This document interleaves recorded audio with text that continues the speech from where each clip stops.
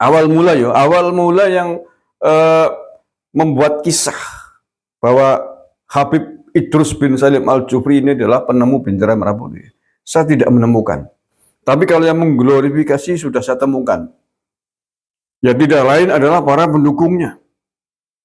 Dan di antara orang penting yang ikut mengglorifikasi ini, yang menurut saya perlu diungkap dan perlu dikejar dari mana dia punya sumber itu, yang pertama adalah Hidayat Nur Wahid, mantan Presiden PKS, mantan Wakil Ketua MPR. Hidayat Nur Wahid ini tidak main-main, menceritakan ini dimuat di situs resmi MPR RI ketika dia masih menjabat sebagai Wakil Ketua MPR. Dia mengatakan tentang Habib Idrus bin Salim Al-Jufri sebagai penemu bendera merah putih ini. Hentikan semua itu, karena pasti akan kita bongkar, pasti akan ketahuan, dan kalian akan dipermalukan oleh sejarah di Nusantara ini.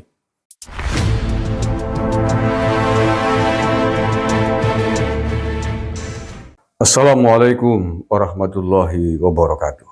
Saudaraku yang saya cintai, saya banggakan, dari Sabang sampai Merauke dan dimanapun Anda berada.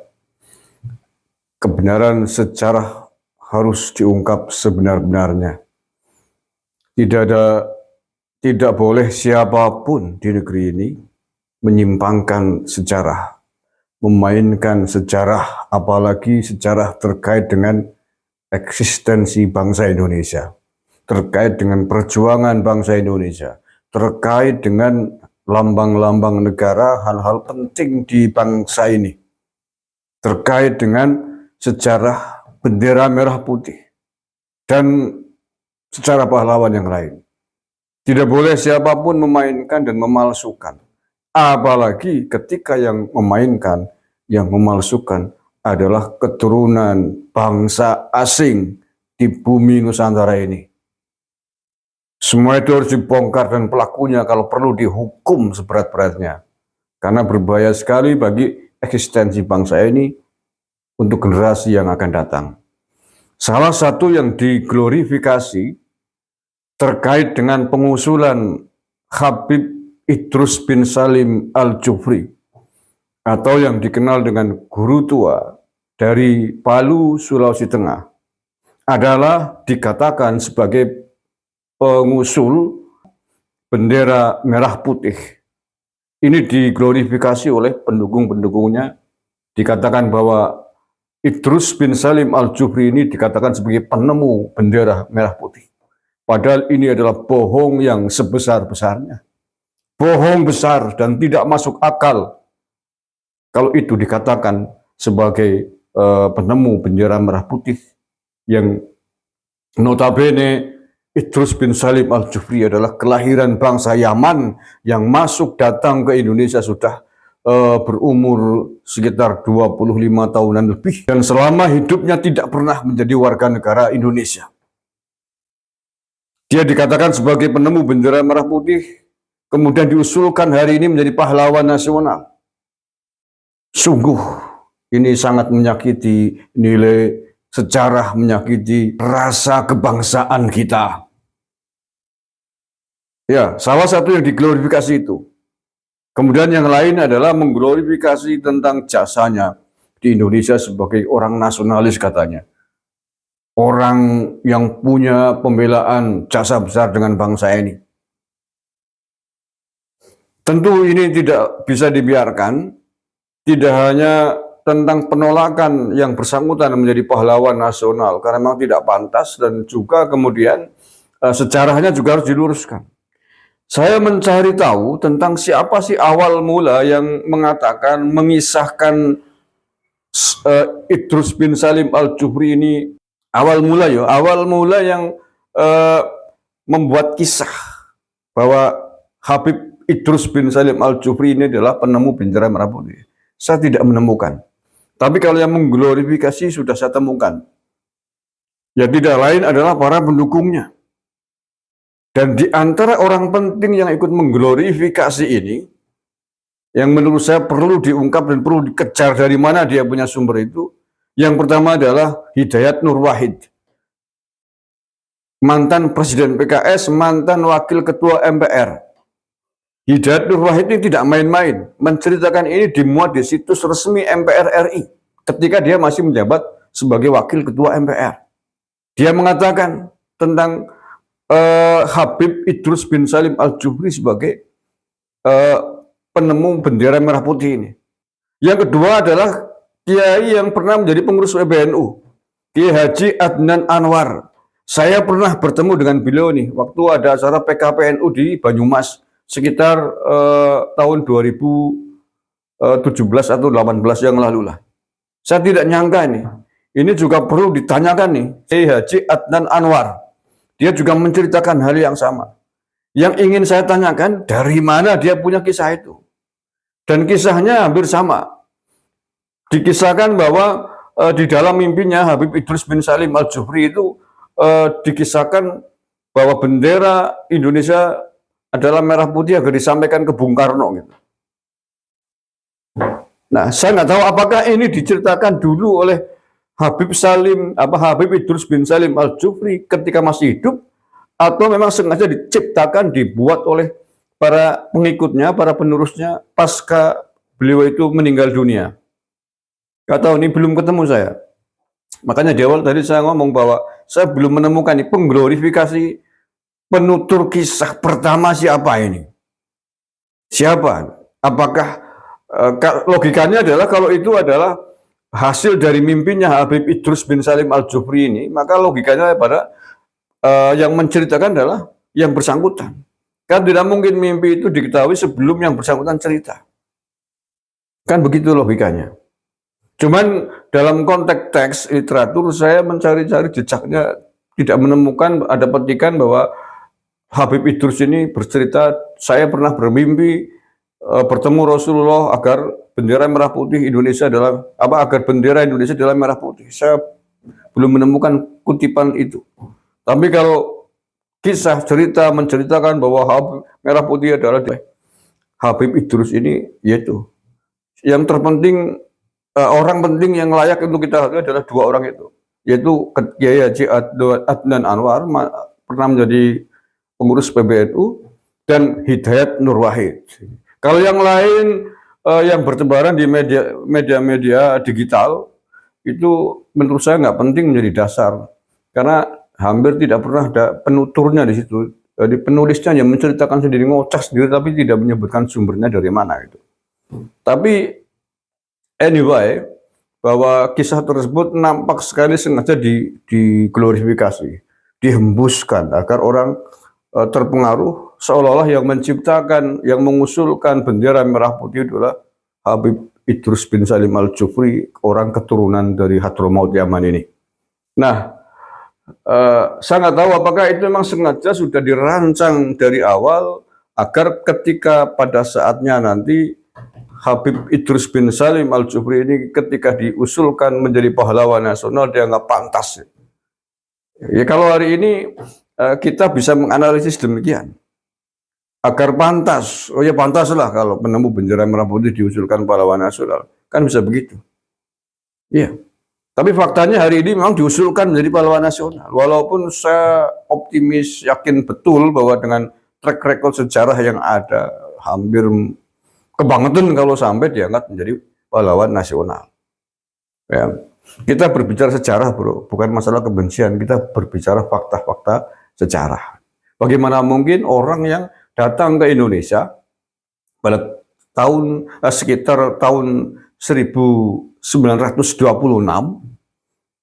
kemudian mendirikan Al-Khairat tahun 1930, itu yang saya baca di Republika, sampai wafatnya tahun 1969 tidak pernah menjadi warga negara Indonesia.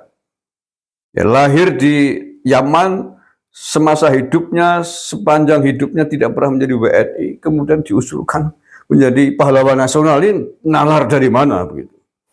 Kemudian yang berikutnya dia juga diglorifikasi, dikisahkan pernah satu kelas dengan Hadratus Syekh Mbah Hasyim Asy'ari. Satu kelas di mana ini juga nggak logis, nggak masuk akal.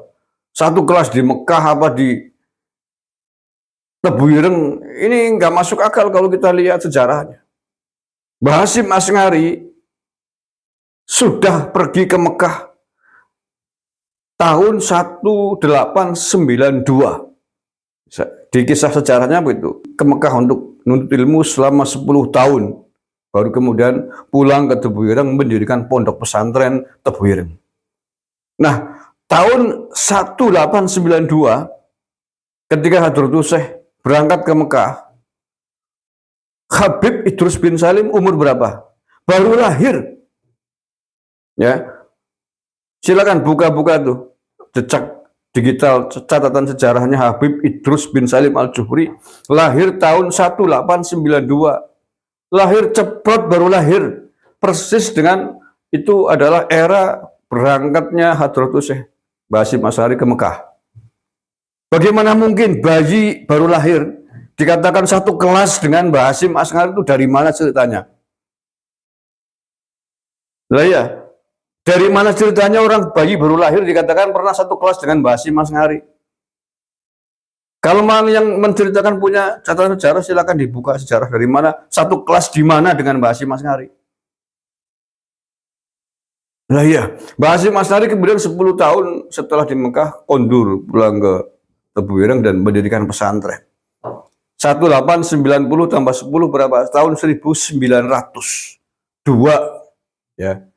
1902 Mbah Hasyim Asy'ari pulang ke Tebu Ireng kemudian mendirikan pesantren di Tebu Ireng.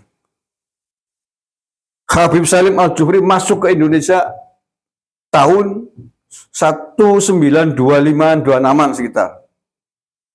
sekitar itu. Sebelum Robito Alawiyah berdiri, didirikan oleh Belanda. Mbah Hasyim Asy'ari sudah menjadi ulama besar, mendirikan pesantren, dia baru masuk di Indonesia. Bagaimana mungkin dikatakan pernah satu kelas dengan Mbah Hasyim Asy'ari? Masuk akal? Tidak. Sama sekali tidak masuk akal. Allah Karim. Nah, dalam konteks sejarah kita harus membuka literatur begini, jangan manduk aja ketika diceritain sejarah. Iya dong, sejarah dasarnya adalah fakta gitu loh. Nah, jadi kesimpulannya bahwa itu adalah bohong besar, adalah hoax besar ketika Habib Idrus Al-Juhri ini dikatakan sebagai orang yang mengusulkan bendera merah putih kepada Bung Karno. Bohong besar, apalagi kalau kemudian disampaikan, usulannya itu disampaikan ke Mbah Hasyim Asy'ari. Ini nggak masuk akal dengan sejarah yang tadi sudah saya ceritakan. Ya kalau Anda mengatakan itu benar, masuk akal, ya silakan tunjukkan cerita manuskrip sejarahnya seperti apa.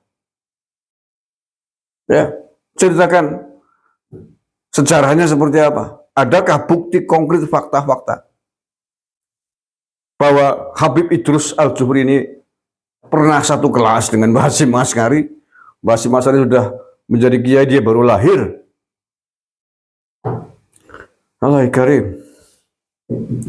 Nah, bendera merah putih itu sudah dipakai di Nusantara ini jauh berabad-abad sebelum Indonesia merdeka. Ya, sekali lagi sudah dipakai di Nusantara ini sejak zaman kerajaan. Sejak zaman kerajaan sebelum Indonesia merdeka 17 Agustus 1945.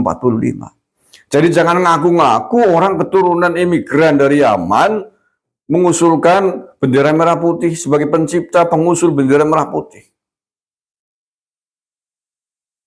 Jangan ngaku-ngaku, jangan ngimpi bro. Emang orang Indonesia goblok-goblok apa mudah dibohongin kayak gitu? Saya bacakan ya rangkuman atau terkait dengan sejarah bendera merah putih yang kita miliki, yang kita banggakan hari ini. Bendera merah putih itu memiliki akar sejarah yang panjang di Nusantara, jauh sebelum kemerdekaan Indonesia. Jauh, bahkan sejak zaman kerajaan. Nah, yang pertama, sejak zaman kerajaan Kediri, yakni kerajaan yang eksis pada tahun 1292 Masehi. 1292 Masehi. Pasukan Raja Jayakatwang menggunakan bendera merah putih dalam peperangan melawan Prabu Kertanegara dari Kerajaan Singasari. Tahun 1292, kerajaan di Nusantara sudah menggunakan merah putih.